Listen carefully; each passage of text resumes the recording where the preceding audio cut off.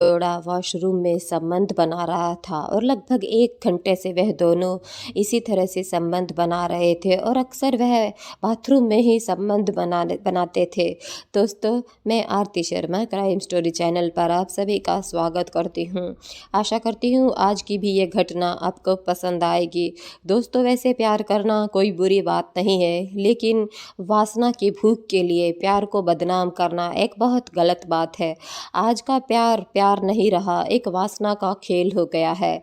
2-3 दिन की मुलाकात को प्यार का नाम देकर प्रेमी जोड़ा सीधे बिस्तर तक पहुंच जाता है और जब उनकी वासना की भूख ठंडी होती है तब उन्हें एहसास होता है कि यह प्यार नहीं, एक वासना थी और इसका पश्चाताप करने के लिए वो इतनी दरिंदगी तक पहुंच जाते हैं, इतनी दरिंदगी करते हैं कि सारी हदें पार कर देते हैं। आज की ये सच्ची घटना जो मैं आपको सुनाने जा रही हूँ, इसमें भी कुछ ऐसा ही होता है। पहले प्यार, फिर इकरार, उसके बाद चलता है वासना का गंदा खेल। और जब लड़के को एहसास होता है कि उसने ये गलती की, तब वो लड़की के साथ करता है कुछ ऐसी दरिंदगी जिसे सुनने के बाद आपकी भी रूह कांप जाएगी। वॉशरूम में संबंध बनाते हुए लगभग उन दोनों को 1 घंटा हो गया था और इसी संबंध बनाने के दौरान जब लड़के का मन भर गया तब वह लड़की पर चाकू से ताबड़तोड़ हमले करने लगता है और तब तक चाकू से वार करता है जब तक कि उसकी सांसें थम ना गई हो।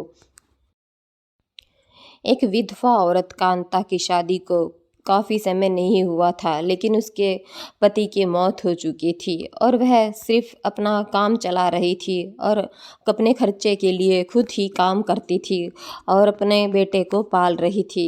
लेकिन अचानक से उसके साथ कुछ ऐसा हो जाता है जिससे उसकी पूरी ज़िंदगी ही बदल जाती है और कांता अब बहुत खुश रहने लगती है।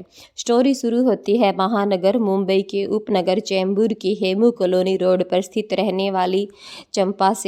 ठीक उसी तरह मशहूर है जिस तरह दक्षिणी मुंबई के मरीन ड्राइव पर किनारे की चौपाटी और उत्तर मुंबई का सांता कुंज वैली जुहू पर ऐसा स्थान है जहां अक्सर लोग अपना मन बहलाने के लिए प्रेमी युगल आते हैं और घर परिवार के लोग भी अपने बच्चों के साथ इन जगहों पर आते हैं। 26 अक्टूबर 2013 को रात के लगभग 10 बजे, इतनी रात को जाने के बावजूद चेंबूर के चराई तालाब पर घूमने फिरने की कोई कमी नहीं थी। चेंबूर के सहायक पुलिस उप निरीक्षक हनुमंत पाटिल सिपाही के साथ क्षेत्र की गश्त करते हुए तालाब के किनारे पहुँचे तो उन्होंने देखा एक स्थान पर कुछ लोग इकट्ठा है। एक जगह पर उतने लोगों को एकत्रित देखकर उन्हें लगा कोई गड़बड़ है। पता लगाने के लिए वह लोग वहां पर पहुँचे। पुलिस को देखकर भीड़ एक किनारे हो गई तो उन्होंने देखा वहाँ जो उन्होंने देखा उसे देखकर वह छब्द रह गए। भीड़ के पास एक प्लास्टिक की थैली पड़ी थी और उसमें कपड़े भी लिपटे हुए थे और उसमें एक मानव शरीर था, वस्त्र ऐसा लग जिससे देखते ही पता लग रहा था यह एक महिला का है।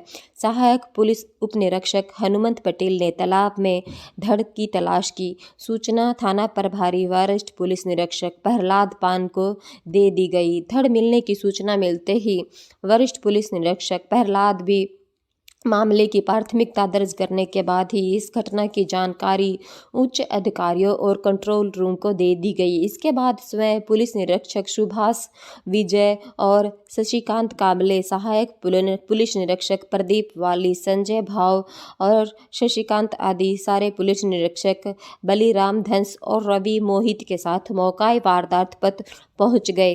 अभी सिर्फ धड़ मिली थी, उसके हाथ पैर और सिर कुछ पता नहीं था। धड़ के इन अंगों की काफ़ी तलाशी की गई लेकिन उसका कुछ पता नहीं चला। इससे पुलिस को लगा कि हत्यारा कोई ऐरा गहरा नहीं बल्कि कोई शातिर आदमी था जिसने सबूत मिटाने के लिए ऐसी दरिंदगी बॉडी के साथ की थी। उसने मृतक की पहचान छिपाने के लिए उसके शव के टुकड़े करके इधर उधर फेंक दिए थे। वहां एकत्रित लोगों से की गई पूछताछ में पता चला कि हाथ पैर और सिर विहीन उस धड़ को तालाब से वहां घूमने आए एक युवक ने देखा था। पुलिस ने जब उस युवक से पूछताछ की तो उसने बताया मन बहलाने के लिए वह अक्सर यहाँ आता जाता है और वह हमेशा की तरह आज भी यहाँ आया था और अपनी थकान उतारने के लिए तालाब के पानी में उतर गया, लेकिन उसके पैरों में कोई चीज़ महसूस हुई जैसे कोई भारी चीज़ हो। उसने थोड़ा सा ध्यान दिया और जब उसने उसे बाहर निकाल कर देखा तो सचमुच में वह एक प्लास्टिक थी भारी सी, और ऐसा लग रहा था उसमें कोई भारी सामान है। लेकिन जब उसने यह निकाल कर देखा तो उसकी चीख निकल गई, क्योंकि उसमें एक धड़ थी और वह टहल रहे लोग भी उसकी चीख सुनकर इकट्ठा हो गए। पुलिस वाले भी वहां आ गए। पूछताछ के बाद वरिष्ठ पुलिस निरीक्षक प्रहलाद ने धड़ का पंचनामा तैयार कर उसे डीएनए टेस्ट और पोस्टमार्टम के लिए राजवाड़ा भिजवा दिया। इसके बाद वह थाने आकर साथियों के साथ विचार विमर्श करने लगे कि इस मामले को कैसे सुलझाया जाए, क्योंकि सिर्फ धड़ से लाश की शिनाख्त नहीं हो सकती थी और शिनाख्त के बिना जांच को आगे बढ़ाना संभव नहीं था। चेंबूर पुलिस इस मामले को लेकर विचार विमर्श कर रही थी। पुलिस आयुक्त केसर खालिद, पुलिस उपायुक्त लक्ष्मी गौतम, सहायक पुलिस आयुक्त मिलिंद भी थाने आ पहुंचे। सारी स्थिति जानने के बाद यह अधिकारी वरिष्ठ पुलिस निरीक्षक प्रहलाद को आवश्यक दिशा निर्देश देकर चले गए। ऊंचे अधिकारियों के दिशा निर्देश के आधार पर वरिष्ठ पुलिस निरीक्षक प्रहलाद ने इस मामले की जांच के लिए एक टीम गठित की, जिसमें पुलिस निरीक्षक विजय, शशिकांत काबले, साहू और सभी ने मिलकर इस केस की छानबीन में गहनता से आगे जांच शुरू कर दी, ताकि जल्द से जल्द इस धड़ के केस को सॉल्व किया जा सके और पूरे मामले को क्लियर किया जा सके। अभी तक पुलिस के हाथ कुछ नहीं लगा था और केस वैसा के वैसा उलझा हुआ था और पुलिस निरीक्षक सुभाष खालीविकर जांच को आगे बढ़ाने की पूरी रूपरेखा तैयार कर रहे थे। मृत महिला के हाथ, पैर और सिर भी बरामद हो गया। उसके बाद हाथ और सिर चेंबूर के ट्राम्बे के जीटी तालाब में मिले थे और पैर चेंबूर के सेल कॉलोनी से पुलिस को जो मिले थे, इन्हें कब्जे में लेकर अस्पताल भिजवा दिया गया।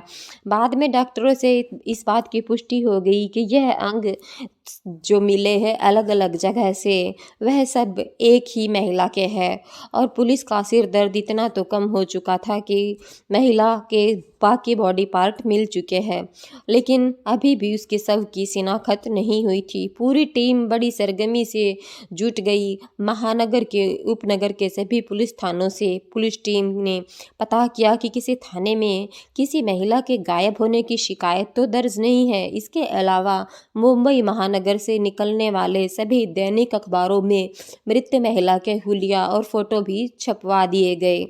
2 दिन बीत गए। इस बीच हत्यारों को पकड़ने के लिए पुलिस जगह जगह दबिश दे रही थी, लेकिन पुलिस के हाथ बिल्कुल खाली थे। मुंबई की क्राइम ब्रांच भी इस मामले की जांच कर रही थी, लेकिन क्राइम ब्रांच के हाथ भी अभी तक कुछ नहीं लगा था। मृत्यु कौन थी, कहाँ रहती थी, उसका हत्यारा कौन था, यह सब अभी रहस्य के गर्भ में था। मामले की जांच कर रही पुलिस टीम हत्यारे तक पहुंचने की हर संभव कोशिश कर रही थी। वह महानगरों के अस्पतालों, डॉक्टरों, कसाई और पेशेवर अपराधियों की भी कुंडली खंगाल रही थी, क्योंकि मृतका की हत्या करके जिस सफाई से उसके शरीर के टुकड़े किए गए थे, यह हर किसी की वश की बात नहीं थी। पुलिस को लग रहा था यह काम किसी पेशेवर का ही हो सकता है। काफ़ी कोशिश के बाद आखिरकार पुलिस ने 14 साल के एक ऐसे लड़के की खोज निकाला जिसने उस आदमी को देखा था जो वह धड़ वाला पार्सल तालाब में फेंक गया था। पूछताछ में उस लड़के ने पुलिस को बताया कि उस रात 9:30 बजे के आसपास वह तालाब किनारे बैठा ठंडी हवा का आनंद ले रहा था। तभी एक सुंदर स्वस्थ युवक उसके पास आया। उसके हाथ में प्लास्टिक का एक बड़ा सारा थैला था जिसमें लाल रंग के कपड़े वगैरह कुछ थे और जैसे था ऐसा लग रहा था जैसे कुछ पैक किया गया हो। युवक ने उसे उस थैले को पानी में फेंकने के लिए कहा और कुछ पैसे भी वह उसे दे रहा था। पैकेट काफ़ी भारी था और गर्म था। पूछने पर उस युवक ने उसे बताया कि इसमें पूजा पाठ की सामग्री के अलावा कुछ ईंटें भी है ताकि सामान ऊपर ना आए और इसीलिए वह उसे फेंकने के लिए बोल रहा था। इसके लिए लड़के ने उसे पानी में फेंकने के लिए कुछ पैसे भी दे रहा था, लेकिन लड़का उससे अधिक पैसे मांग रहा था, जिससे युवक खींच गया और वह उसे पैसे देने के बजाय खुद ही वह पैकेट फेंक कर और ऑटो में वह लड़का वहाँ से चला गया। इसके बाद उस लड़के ने ऑटो वालों का भी हुलिया पुलिस को बताया, जिसके साथ वह बड़ा लड़का गया था। ऑटो वाला दाढ़ी रखते था। इस तरह पुलिस को अपनी जांच आगे बढ़ाने में कुछ सुराग मिल गए थे। दाढ़ी वाले ऑटो ड्राइवर को पुलिस ढूंढने लगी। आखिर पुलिस ने उस दाढ़ी वाले ऑटो ड्राइवर को ढूंढ निकाला। पुलिस टीम ने उसे थाने लाकर पूछताछ की तो उसने बताया, सर वह आदमी मेरे ऑटो में चैम्बूर के सुभाष नगर से बैठा था, वापस भी उसने उसे सुभाष नगर लाकर छोड़ा। ऑटो ड्राइवर ने यह भी बताया था कि वह हिंदी और दक्षिणी भाषा मिलाकर बोल रहा था। ऑटो ड्राइवर ने उस युवक का जो हुलिया बताया वह उस लड़के द्वारा बताए गए हुलिये से पूरी तरह मेल खा रहा था। इससे साफ हो गया कि हत्यारा कोई और नहीं वही युवक था जो दक्षिणी भारतीय था। इसके बाद पुलिस की जांच दक्षिणी भारतीय बस्तियों और दक्षिणी भारतीय युवकों पर जाकर टिक गई। पुलिस ने ऑटो ड्राइवर और लड़के द्वारा बताए हुलिये के आधार पर हत्यारे का स्केच बनवाकर हर दक्षिणी भारतीय बस्ती एवं सुभाष नगर में लगवा दिए। यह सब करने के बाद भी 2 दिन बीत गए। दुर्भाग्य से इस मामले की जांच आगे नहीं बढ़ रही थी। पुलिस की टीम भी बहुत परेशान थी। पुलिस टीम इस सब से निराश नहीं हुई थी। पहले की तरह वह सरगर्मी से अपने मामले को आगे बढ़ा रही थी। पुलिस टीम हत्यारे तक पहुंचने के लिए कड़ियाँ जोड़ रही थी। तभी उसे थाने साकीनाका से एक ऐसी सूचना मिली जिसे लगा कि अब उसे हत्यारे तक पहुंचने में देर नहीं लगेगी। 4 नवंबर 2013 को दीपावली का दिन था। उसी दिन साकीनाका पुलिस ने फ़ोन द्वारा सूचना दी कि तालाब में मिले धड़ और हुलिये की महिला की गुमशुदगी उसके थाने में दर्ज कराई गई है।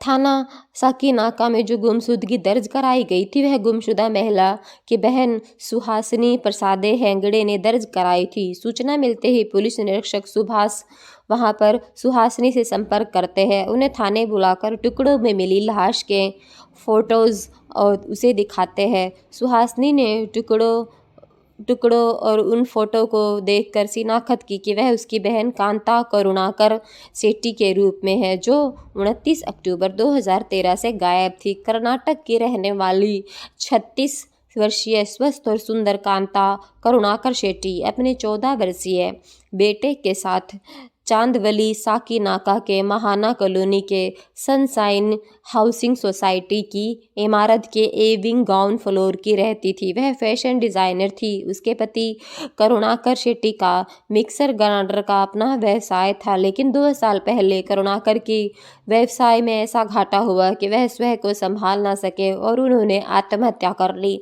इसके बाद कांता अकेली पड़ गई। अब उसका सहारा मात्र 12 साल का बेटा रह गया। पति के इस कदम के बाद कांता पर मानो पहाड़ सा टूट पड़ा दुखों का। लेकिन उच्च शिक्षित कांता ने अपने आप को अपने बेटे के लिए संभाला और अपने काम में लग गई। अंत में सुहासिनी ने पुलिस को बताया कि पिछले कुछ समय से कांता चैम्बूर के रहने वाले किसी लड़के से प्रेम संबंध में थी।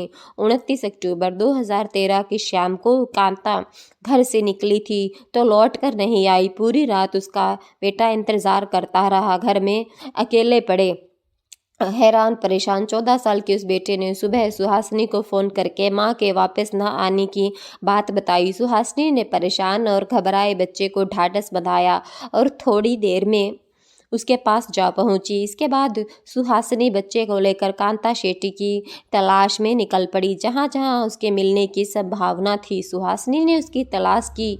जब उसका कहीं कोई पता नहीं चला, जानकारी नहीं मिली, तो वह थाना साकना का जा पहुंची और कांता की गुमशुदगी दर्ज करा दी। सुहासिनी की बातों से पुलिस टीम को उसकी युवक की संदेह हुआ, जिससे कांता प्रेम संबंध में थी। कांता के बारे में जरूरी जानकारी लेने के साथ साथ उसके घर की तलाशी भी ली गई, उस युवक तक पहुंचने का कोई सूत्र मिल जाए, लेकिन काफ़ी मेहनत के बाद भी कुछ नहीं मिला तो पुलिस कांता का मोबाइल फ़ोन लेकर थाने आ गई। संयोग ही था कि उस दिन वह अपना फ़ोन साथ लेकर नहीं गई थी।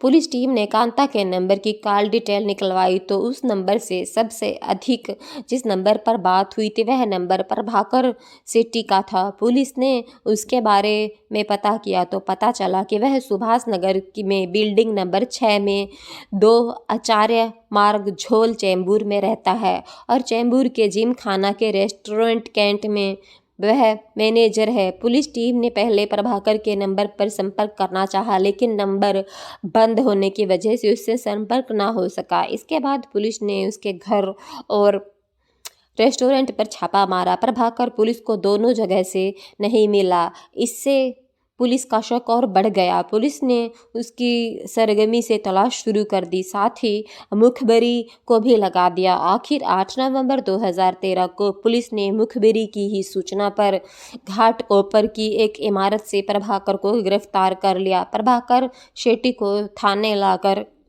पुलिस ने उससे पूछताछ शुरू कर दी। वह भी शुरू में और अपराधियों की तरह नाक नुकुर करता रहा। जब पुलिस ने उसके सामने साक्ष्य पेश किए, उसने कांता की हत्या की बात स्वीकार कर ली। पुलिस ने उसे अदालत में पेश करके पूछताछ एवं सबूत जुटाने के लिए 7 दिनों के पुलिस रिमांड पर लिया। रिमांड अवधि के दौरान की गई पूछताछ में प्रभाकर ने कांता शेट्टी से प्रेम संबंध से लेकर उसकी हत्या करने तक की जो कहानी सुनाई वह इस प्रकार थी। 30 वर्षीय प्रभाकर कुट्टी शेट्टी कर्नाटक के जिला उड़ी के गांव विन्ना का रहने वाला था। पढ़ाई लिखाई करके नौकरी की तलाश थी उसको और वह मुंबई चला आया, लेकिन उसके माता पिता, एक भाई तथा बहन अभी भी गांव में रह रहे थे। उसका पूरा परिवार सभ्य और पढ़ा लिखा था, जिसकी वजह से गांव में उसका परिवार सम्मानित माना जाता था। प्रभाकर काफ़ी महत्वाकांक्षी था। पढ़ाई पूरी करके उसने होटल मैनेजमेंट का कोर्स किया और काम की तलाश में मुंबई आ गया। मुंबई में उसका एक मित्र पहले से ही रहता था, उसी के साथ रहने लगा। थोड़ी सी भागदौड़ के बाद उसे एक रेस्टोरेंट में मैनेजर की नौकरी मिल गई। लगभग 1.5 साल पहले प्रभाकर शेट्टी की कांता से मुलाकात कर्नाटक से मुंबई आते समय ट्रेन में हुई थी। ट्रेन में दोनों की सीटें ठीक एक दूसरे के आमने सामने थी। पहले दोनों के बीच परिचय हुआ, इसके बाद बातचीत शुरू हुई तो मुंबई पहुंचते पहुंचते दोनों एक दूसरे से इस तरह घुल मिल गए, अपने बारे में सब कुछ बता दिया। फिर तो ट्रेन से उतरते ही दोनों ने एक दूसरे के नंबर भी ले लिए। कांता शेट्टी अपने घर तो आ गई थी, लेकिन उसका दिल युवा प्रभाकर के साथ चला गया था, क्योंकि यात्रा के दौरान प्रभाकर ने से हुई उसकी बातों से उसके पुरुष संबंध से वंचित कांता को हिलाकर रख दिया था। प्रभाकर का व्यवहार, उसकी बातें, उसकी स्मार्टनेस और उसके मजबूत कदकाठी कांता ने इस तरह उससे प्रभावित हुई थी कि उसके दिलो दिमाग से वह उतर ही नहीं रहा था। प्रभाकर ने एक बार फिर उससे अपने पति करुणा शेट्टी के वैवाहिक जीवन की कांता को याद आने लगी थी और उसे अब अपनी उम्र भी याद आ रही थी कि उसकी उम्र जा रही है। जवानी में पति उसे छोड़कर चला गया था, तब से वह बेटे के साथ अकेली ही जिंदगी जी रही थी। वह अपने काम और बेटे में इस तरह मशगूल थी कि बाकी की सारी चीज़ें भूल चुकी थी। लेकिन प्रभाकर से मुलाकात ने उसकी अंदर की सेक्स की आग को फिर से जगा दिया था, जिसे उसने पति की मौत के बाद दफन कर दिया था। जो हाल कांता का था, लगभग वही हाल अविवाहित प्रभाकर का भी था। पहली ही नज़र में कांता की सुंदरता और जवानी उसके दिल को छू गई थी। कांता के नज़दीक वह आना चाहता था, क्योंकि वह पूरी तरह उसके इश्क में गिरफ्तार हो चुका था। 2 से 4 दिन तक तो किसी तरह उसने स्वयं को रोका, लेकिन जब रहा नहीं गया तो उसने कांता का नंबर मिला दिया। प्रभाकर के फ़ोन से कांता के मन में काफ़ी ठंडक पहुंची। हालांकि उस दिन कोई बात नहीं हुई, बस इधर उधर की बातें ही हुई, लेकिन बातचीत का रास्ता तो खुल गया। इस तरह बातचीत का सिलसिला शुरू हुआ तो जल्दी ही दोनों मिलने जुलने लगे। इन मिलने जुलने के दौरान जल्द ही एक दूसरे से काफ़ी करीब आ गए। इसके बाद दोनों स्वयं को संभाल नहीं सके और सारी मर्यादा ताक पर रखकर एक दूसरे के हो गए। मर्यादा टूटी तो सिलसिला चल पड़ा। मौका निकालकर वे शारीरिक भूख भी मिटाने लगे। कांता प्रभाकर में कुछ इस तरह से समा गई कि स्वयं को वह उसकी पत्नी ही समझने लगी। वह प्रभाकर से साथ शादी करना चाहती थी, लेकिन प्रभाकर कांता की तरह उससे प्यार में पागल नहीं था। वह पढ़ा लिखा और होशियार युवक था। वह कांता के प्रति जरा भी गंभीर नहीं था। वह भंवरे की तरह था। फूल का रस चूसना ही उसका काम था। उसके माता पिता, जिनकी गांव में समाज में इज्जत थी, अगर वह एक विधवा से शादी कर लेता तो उसके गांव और समाज में क्या इज्जत रह जाती। इसीलिए कांता जब उससे शादी की बात करती है तो वह बड़ी होशियारी से टाल जाता है। समय पंख लगाकर उड़ रहा था।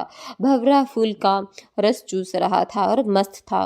फूल पान करने में अचानक कांता को कहीं से पता चला कि प्रभाकर अपने माँ बाप के पसंद की लड़की से शादी करना चाहता है, और यह जानकर उसे बड़ा झटका लगा। और इस बारे में जब उसने प्रभाकर से बात की तो उसने बड़ी लापरवाही से कहा, यह तो एक दिन होना ही था।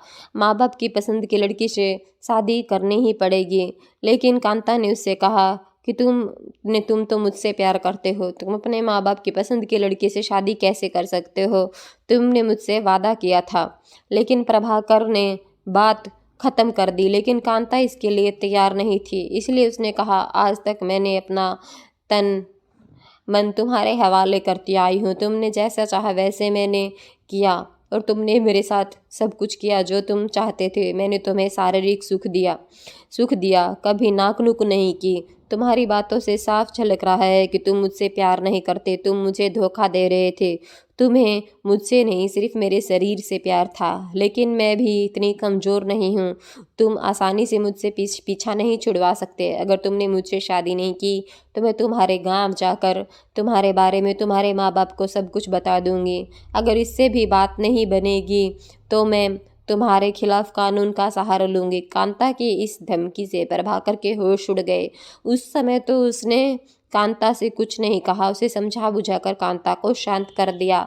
वह मन ही मन काफ़ी डर गया। उसने कभी सपने में भी नहीं सोचा था जिस कांता को वह फूल समझकर सीने से लगा रहा था, एक दिन वह उसके लिए कांटा बन जाएगी। इसका मतलब यह हुआ कि जब तक कांता नाम का यह कांटा जीवित रहेगा वह समाज में इज्जत की ज़िंदगी नहीं जी पाएगा। इसलिए उसने कांता रूपी इस कांटे को अपने जीवन से निकालने का फैसला कर लिया। 29 अक्टूबर 2013 की शाम कांता के जीवन की आखिरी शाम साबित हुई। उस शाम कांता ने प्रभाकर को फ़ोन करके कहीं बाहर घूमने चलने के लिए कहा। प्रभाकर ने उसके घर जाने की बजाय कांता को यह कहकर अपने घर बुला लिया कि उसकी तबीयत ठीक नहीं है, इसीलिए वह आ जाए। प्रभाकर की तबीयत खराब है यह जानकर कांता परेशान हो उठी। वह जल्दी से तैयार हुई और प्रभाकर के घर के लिए निकल पड़ी। इसी जल्दबाजी में वह अपना मोबाइल भी भूल गई। जिस समय कांता प्रभाकर के घर पहुंची वह बीमारी का बहाना किए बेड पर लेटा था। कांता उसके पास बैठ गई तो वह उससे मीठी मीठी बातें करने लगा, उसे खुश करने की कोशिश करने लगा और एक बार फिर उससे शादी का वादा किया। इसके बाद अपनी योजना के अनुसार उसने कांता से शारीरिक संबंध बनाने की इच्छा जाहिर की। कांता इसके लिए तैयार हो गई तो वह उसे बाथरूम में चलने के लिए कहता है, क्योंकि वह अक्सर बाथरूम में ही संबंध बनाते थे। और कांता खुशी खुशी उसके साथ बाथरूम में चली गई और फिर वह बाथरूम में संबंध बनाने लगे। पहले अपने सारे कपड़े उतारकर कांता बाथरूम के फर्श पर लेट गई। कांता के साथ शारीरिक संबंध बनाने के बाद जब उसका मन भर गया तो उसने वहाँ पहले से छुपा कर रखा चाकू कांता के ऊपर लगा दिया और उस पर ताबड़तोड़ वार करने लगा। बाथरूम में पूरी तरह से खून बिखर गया और कांता को चीखने का भी मौका नहीं मिला। उसने पहले से ही उसकी लाश को ठिकाने लगाने का भी बंदोबस्त किया हुआ था। उसने उसके बॉडी को वहीं बाथरूम में काटा और फिर थैलियों में डालकर उसे ठिकाने लगाने के लिए निकल पड़ा। मुकदमा दर्ज करके उसे अदालत में पेश किया गया, जहां उसे जेल भेज दिया गया। अभी कथा लिखे जाने तक प्रभाकर ने माँ बाप की जिस इज्जत के खातिर कांता का कत्ल किया था, क्या अब उसकी जो उसने जिस मसा से कत्ल किया था, क्या अब वह इज्जत बची रह सकेगी? और अगर उसे कांता से शादी ही नहीं करनी थी तो उसे शारीरिक संबंध बनाने की भी क्या ज़रूरत थी? दोस्तों, इस पूरी घटना में आपको दोषी कौन नज़र आता है, हमें कमेंट बॉक्स में बताइएगा। और आप हमारी कहानी, हमारी ये वीडियो कहाँ से देख रहे हो, ये भी हमें बताइएगा। नेक्स्ट वीडियो में हम आपका नाम ज़रूर लेंगे। दोस्तों, इस घटना को सुनाने का हमारा उद्देश्य है किसी का दिल दुखाना या किसी के भावनाओं को आहत करना नहीं है, बल्कि आपको जागरूक करना है, सचेत करना है, ताकि समाज में हो रही इस तरह की दिल दहला देने वाली घटनाओं से आप रूबरू होते रहिए। जय हिंद, जय भारत।